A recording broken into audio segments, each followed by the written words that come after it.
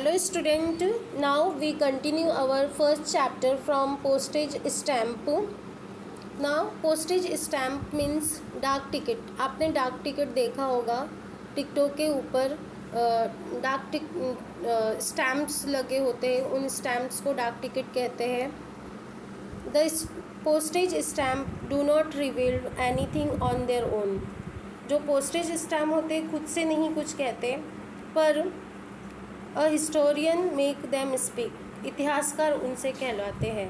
Historian means इतिहासकार, जो इतिहास लिखते हैं उन्हें हम हिस्टोरियन कहते हैं. रिवील मीन्स पता चलता है. There have been several changes in postal stamp since India become independent. स्वतंत्रता के बाद पोस्टेज स्टैम्प में कई सारे परिवर्तन किए गए हैं हमारे गवर्नमेंट्स द्वारा.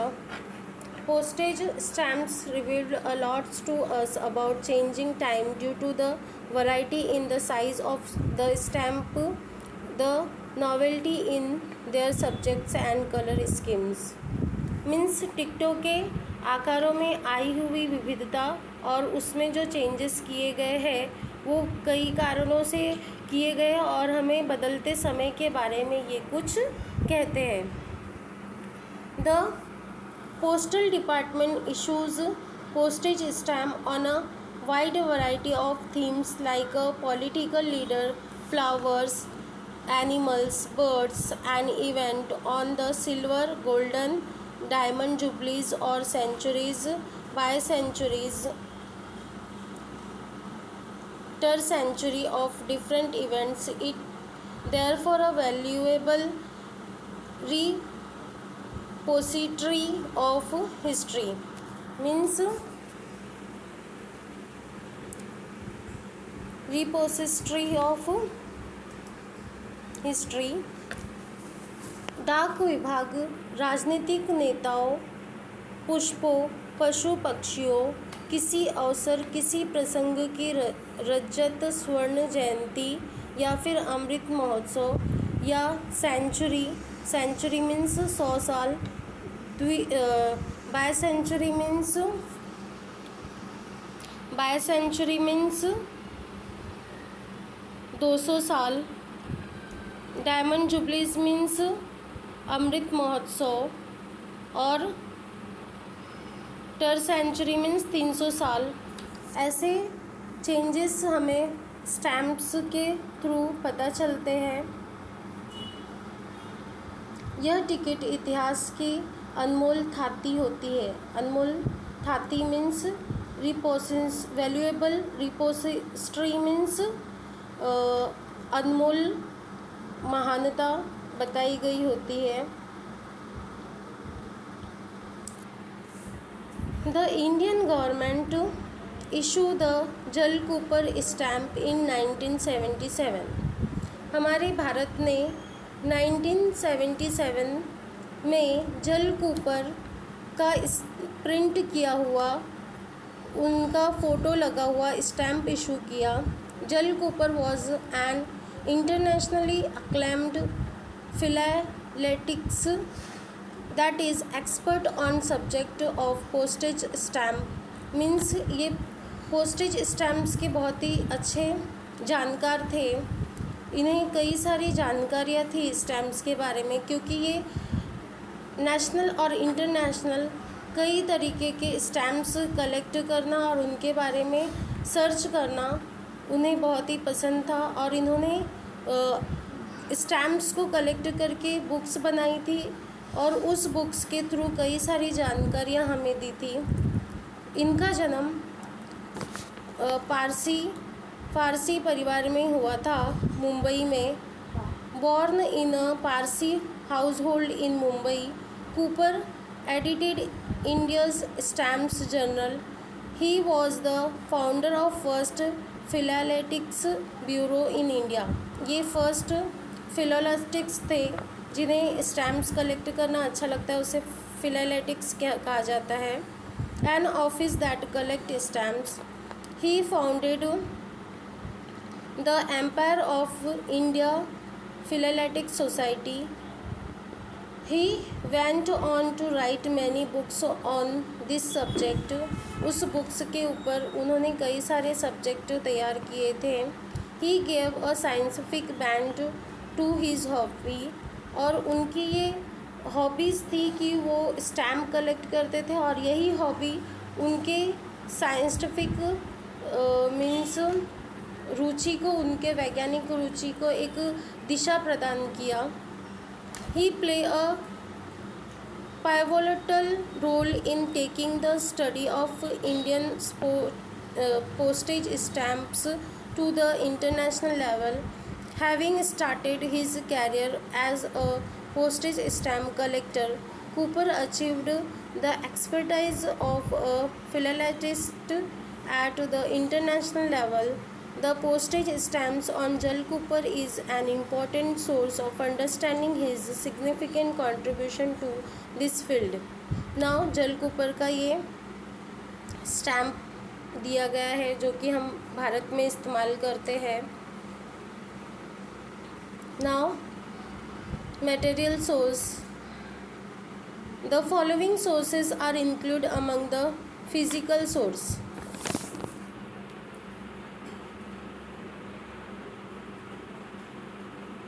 Coins, you know coins means सिक्के। प्लेस ऑफ वर्शिप मीन्स प्रार्थना करने की जितने भी स्थान हैं जैसे कि mosque, church, temples etcetera. Things in daily use, जो भी हमारे डेली यूजेस होते हैं, दैनिक उपयोग में आने वाली वस्तुएं। रॉयल सील्स मीन्स राज्य मुद्राएं। ऑर्नामेंट्स मीन्स आभूषण। म्यूज़ियम्स मीन्स वस्तु संग्रह करने की जो जगह होती है उसे हम म्यूज़ियम्स कहते हैं, वहाँ पर कई सारे वस्तु संभाल कर रखे गए होते हैं। क्लोथिंग मीन्स वेशभूषा, जैसे कि आपको पता होगा कि जब इंडिया क्रिकेट जीतता है या फिर कोई देश क्रिकेट वर्ल्ड कप जीतता है तो वो अपने जो वेशभूषा होती है वो सारी चीज़ें संभाल कर रख देते हैं, तो वो भी मटेरियल सोर्स के ही पार्ट है। मॉडर्न आर्किटेक्चर मीन्स आधुनिक स्थापत्य, मीन्स जो जगह का मुआयना करके आर्किटेक्चर्स होते हैं उन्हें हम आर्किटेक्चर्स, जो जगह का मुआयना चर्च कहते हैं। कॉइन्स मीन्स सिक्के। We can also understand history with the help of coins and change in the printing of currency notes.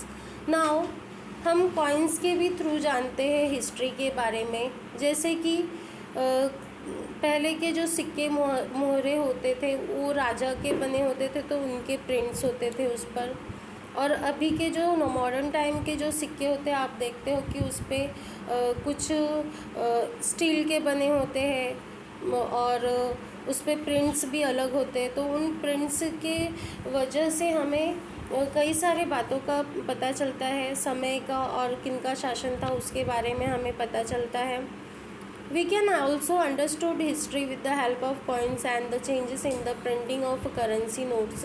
Reserve Bank of India prints the notes. हमारे देश में रिज़र्व बैंक ऑफ इंडिया है जो कि notes print करती है।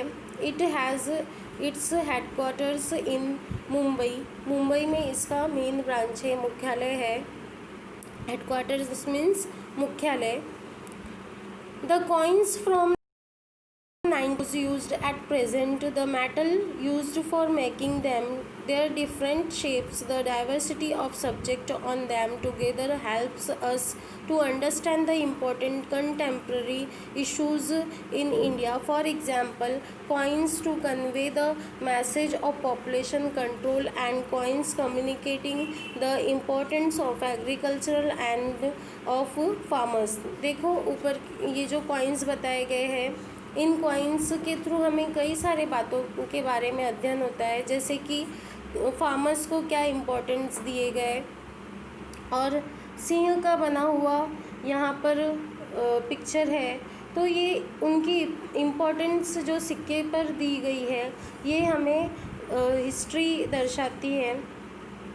वर्ष 1950 से लेकर वर्तमान समय तक के सिक्कों और उनको बनाने के लिए उपयोग में लाई जाने वाली धातु, उनके आकार, उन पर अंकित विषयों की भिन्नता के आधार पर हमें भारत की समसामयिक और महत्वपूर्ण समस्याओं का बोध होता है, जैसे कि जनसंख्या को सीमित रखने का संदेश देने वाले सिक्के, कृषि और किसानों को महत्व देने वाले सिक्के। म्यूज़ियम। नाउ म्यूज़ियम मीन्स संग्रहालय, वस्तु संग्रहालय, जहाँ पर वस्तुओं को संभाल कर रखा जाता है, जो कि हमें हिस्ट्री बताती है। All state of India have museums that depict the characteristics and display the cultural and social heritage of the state. मतलब इंडिया के आज के मॉडर्न समय में देखें तो अलग अलग जगह पे अलग अलग स्टेट में अपने अपने म्यूज़ियम्स बनाए गए हैं। उनके आधार पर हमें इतिहास को समझने में सहायता मिलती है। जैसे कि मुंबई में छत्रपति शिवाजी महाराज का संग्रहालय है। शिवाजी महाराज की कई सारी चीज़ें वहाँ पे रखी गई है। रिज़र्व बैंक पुणे में है। रिज़र्व बैंक का पुणे में वस्तु संग्रहालय है। वहाँ पर कई सारी वहाँ की चीज़ें रखी रिज़र्व बैंक की, उसकी हिस्ट्री हमें पता चलती है। पुणे में है ये संग्रहालय। Okay, they enable us to understand the history. For example the Chhatrapati Shivaji Maharaj museums at Mumbai, reserve bank museums in Pune city. Apart from the government museums, some private collectors also set up their own museums. They are based on the distinctive subject, for example coins, notes, lamps and nut cutters, you know, सुपारी काटने वाले जो cutters होते हैं उसे हम नट cutter, सरोता होता है ना, उसे ही हम नट क्रैकर्स कहते हैं। In different shapes, crickets equipments etcetera. Means सरकारी संग्रहालय के अतिरिक्त कुछ संग्राहक मीन्स कुछ प्राइवेट सेक्टर्स हम कह सकते हैं, उन्होंने अपने खुद के संग्रहालय स्थापित किए हैं, म्यूज़ियम्स बनाए हैं। इन म्यूज़ियम्स में कई सारी चीज़ें रखी होती है, जैसे कि सिक्के, नोट्स, विभिन्न आकार वाले दिए, सरोते, क्रिकेट की सामग्री इत्यादि। ओके, ओरल सोर्स, ये तो हमने देखा मटेरियल सोर्स के बारे में। अब हम जानते हैं ओरल सोर्सेस के बारे में। Now oral source, this source include folk tales, folk song, proverbs, ballads and ovies. Ovies means Marathi verses in the oral traditions. Activities were inspired by the povadas of Lok Sahir Anna Bhau Sathe and Sahir Amar Sheikh during the Samyukt Maharashtra movement. Means इन मौखिक साधनों के द्वारा, जैसे कि मौखिक साधन के अंदर लोक कथाएँ, लोकगीत, लोकोक्तियाँ, ओवियाँ आदि का समावेश होता है। जैसे संयुक्त महाराष्ट्र आंदोलन के समय लोक शाहिर अन्ना भाऊ साठे, शाहिर अमीर शेख के लोकगीतों द्वारा कार्यकर्ताओं को अधिक प्रेरणा प्राप्त हुई। Try this. And as an example of how some events get reflected in literature and how a poet perceives that event, study the poem Avahan written on the backdrops of Sino-Indian War by the noted Marathi poet Kusumagraj. Means synonym means यहाँ पर China और India के बीच में जब युद्ध चल रहा था, तब कुसुमाग्रज द्वारा लिखित कविता, लिखित आह्वान है, जो कि कई हमारे भारतीयों को प्रेरणा देती है। Find the pieces of literature based on the contemporary events. आपको यहाँ पर एक एक्टिविटी दी गई है कि कुछ ऐसे लिटरेचर्स फाइंड आउट करो और इवेंट्स के ऊपर जो लिखे हो। Audio visual sources, audio visual sources means, audio means जो हमें सुनाई देता है, विजुअल मीन्स जो हमें दिखाई देता है, ऐसे सोर्स। टेलीविज़न किसके सोर्स है? विजुअल का। Films visual. Internet are called the audio visual media. Many domestic and foreign television channels are also come under this head, for example history channel and discovery channel. हम कई सारे channels आज TV पर देखते हैं जो कि हमें कई सारी इंफॉर्मेशंस देते हैं हमारे हिस्ट्री को लेकर, जैसे कि हिस्ट्री चैनल दिया हुआ है और डिस्कवरी चैनल, और ऐसे कई सारे चैनल आज चलते हैं। Film and television institute of India, FTII। The government of India started the Film and Television Institute of India at Pune in 1960 with the purpose of providing public education. Bharat सरकार ने पुणे में वर्ष 1960 में लोक शिक्षा देने के उद्देश्य से film and television institute of India नामक संस्था, इंस्टीट्यूट मीन्स संस्था, की स्थापना की। An institute called Indian News Review has produced various news serials on important events in politics, social issues, arts, sports and culture. Indian news review नामक संस्था ने राजनीतिक, समाजनीति, कला, खेलकूद और संस्कृत जैसे विभिन्न क्षेत्रों में घटित महत्वपूर्ण घटनाओं पर आधारित समाचार फिल्में बनाई है।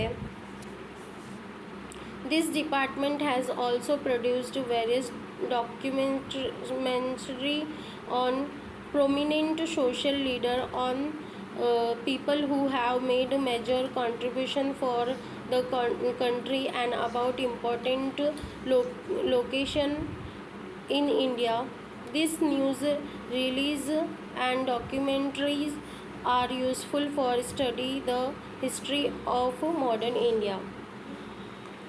Means इस विभाग ने मीन्स ये जो संस्था है, इंस्टीट्यूट है, इस विभाग ने समाज का नेतृत्व करने वाले और देश के लिए अपना योगदान देने वाले व्यक्तियों और महत्वपूर्ण स्थानों की जानकारी हमें कराई है। और ये इनका लोगो यहाँ नीचे दिया गया है, FTII लोगो दिया है। हम आज अगर भगत सिंह के बारे में जानना चाहते हैं तो हम आसानी से भगत सिंह की पिक्चर के थ्रू हम उनके लाइफ के बारे में स्टडी कर लेते हैं। तो ऐसे कई सारे लोगों पर फिल्में बनाई है इस संस्था ने उनके हिस्ट्री के रिकॉर्ड रखने के लिए।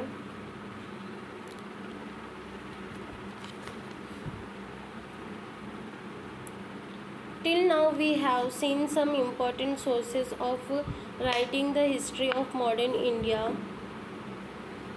The time in the 21st century are changing so rapidly that even these sources will prove to be inadequate. However, new sources are coming forth now. आधुनिक भारत के इतिहास का अध्ययन करने के लिए ये समाचार और फिल्में, अनुबोध फिल्में उपयोगी है। और अब तक हमने इतिहास लेखन के लिए उपयोगी कुछ साधन देखे हैं। 21वीं शताब्दी में समय इतनी तेज़ी से बदलता गया कि हम आज टीवी वगैरह छोड़ के इंटरनेट यूज़ कर रहे हैं, मोबाइल यूज़ कर रहे हैं। देखो पेजर जितने तेज़ी से कुछ समय पहले पेजर आया और पेजर उतनी ही तेज़ी से समाप्त हो गया क्योंकि इंटरनेट सिस्टम लागू हो गया। तो ये सारी चेंजें हम 21वीं सदी में देखने को मिलती है। For example, during the transformations from landline telephone to cell phone, जैसे कि पहले लैंडलाइन फ़ोन चलते थे जिनके वायर ज़मीन से होते थे, आज हम वायरलेस फ़ोन यूज़ करते हैं, सेल फोन्स यूज़ करते हैं। ये चेंजेस हमें देखने मिला। A gadget called pager come up for connecting people, but it died out as quickly as it had come up. जैसे मैंने बताया, पेजर जितनी ही तेज़ी से आया था उतनी ही तेज़ी से अंत हो गया उसका, वो ज़्यादा समय तक नहीं चला। The huge amount of information available on the internet is used for studying history, but the truth and authenticity of this information needs to be verified. Authenticity means उसकी सच्चाई, उसकी विश्वसनीयता। अंतर्जाल, internet, you know internet very well. Internet पर उपलब्ध विपुल और प्रचंड जानकारियों का भी उपयोग इतिहास के लेखन में आज किया जाता है, परंतु इस जानकारी की सच्चाई तक हमें पहुंचना चाहिए कि ये कितना सच है। कुछ फेक न्यूज़ भी इंटरनेट पे इश्यूज़ हो जाते हैं, तो हमें इनकी जांच पड़ताल करके ही हमें उसे आगे फॉरवर्ड करना चाहिए। Now it has become a comparatively easy to study history with the help of all these sources। इन सारी चीज़ों से, इन सारे सोर्सेज से हम हिस्ट्री के बारे में आज आसानी से पढ़ सकते हैं। पहले की अगर हम सोर्सेज देखते हैं तो काफ़ी कठिन थी as comparatively today's, as these sources are from the comparatively period, they are easily available. Since a subject like history touches all the aspect of our life, effort for preservation of such sources are made at all level. We should also contribute to this effort। हमें इन सारी चीज़ों को बहुत ही संभाल कर रखना चाहिए। ये हमारे मन को छूने वाली बातें होती है और पीढ़ी दर पीढ़ी ये चलती है।